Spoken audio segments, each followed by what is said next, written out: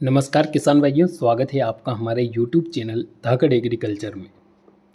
किसान भाइयों, इस वीडियो में हम बात करने वाले हैं सोयाबीन की फसल के लिए एक ऐसे फर्टिलाइज़र के बारे में जिसके द्वारा आप कम खर्चे में सोयाबीन को अच्छी ग्रोथ दे सकते हैं। तो पूरी जानकारी के लिए आप इस वीडियो को अंत तक देखें ताकि आपको उस फर्टिलाइज़र के बारे में जानकारी पता चल सके और आप भी उस फर्टिलाइज़र का उपयोग अपनी फसल में करके कम खर्चे में अपनी फसल को अच्छी बढ़वार दे सकें। पूरी जानकारी के लिए वीडियो को अंत तक देखें।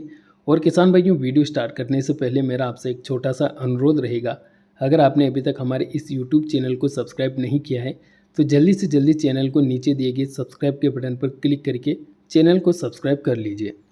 किसान भाइयों, चैनल को सब्सक्राइब जरूर कीजिए, वीडियो को लाइक ज़रूर कीजिए। बात करते हैं सोयाबीन के बारे में।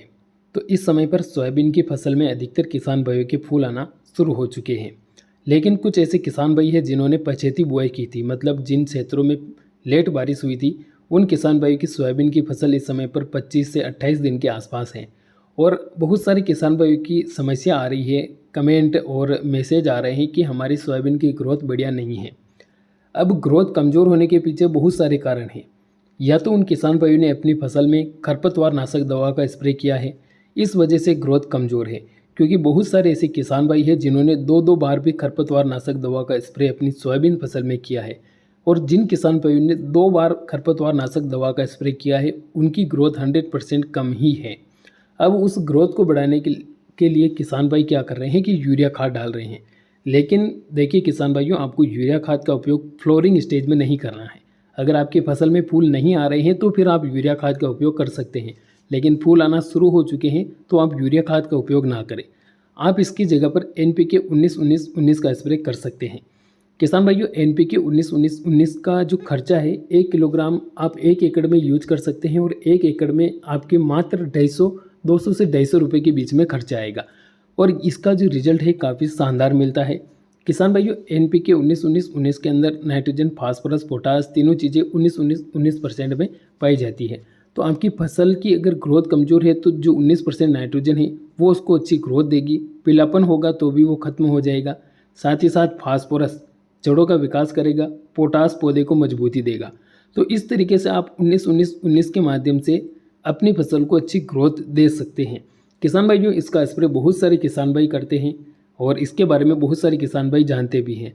आप अगर इसके बारे में नहीं जानते हैं तो आप दुकानदार के पास जाकर 19-19-19 खरीद कर लाकर अपनी फसल में स्प्रे कर सकते हैं और इसको आप किसी भी कीटनाशक फंगीसाइड के साथ में मिलाकर स्प्रे कर सकते हैं। लेकिन अगर आपकी फसल में 10 से 15% तक फूल आ रहे हैं तो आप इसका स्प्रे कर सकते हैं। किसान भाइयों, इसका स्प्रे आप 100 ग्राम प्रति पंप और 1 किलोग्राम प्रति एकड़ के हिसाब से ज़रूर करें। और जब आप स्प्रे करते हैं तो एक चीज़ ध्यान में रखिए कि आपके खेत में नमी होना ज़रूरी है। इस समय पर अधिकतर क्षेत्रों में बरसात बंद हो चुकी है, मतलब बरसात नहीं आ रही है तो खेत सूख चुके हैं, नमी सूख चुकी है।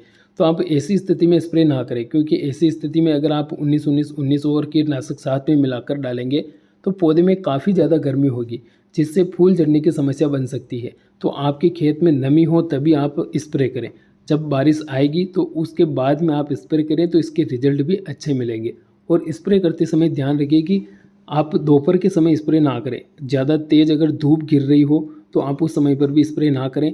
आप शाम के समय या सुबह के समय 10 बजे से 12 बजे के बीच में या फिर 4 बजे से 5-6 बजे के बीच में स्प्रे कर सकते हैं। किसान भाइयों, इस वीडियो में बस इतनी ही जानकारी थी। अगर आप इस जानकारी से सहमत हैं तो वीडियो को लाइक करें, चैनल को सब्सक्राइब करें। धन्यवाद। जय जवान जय किसान।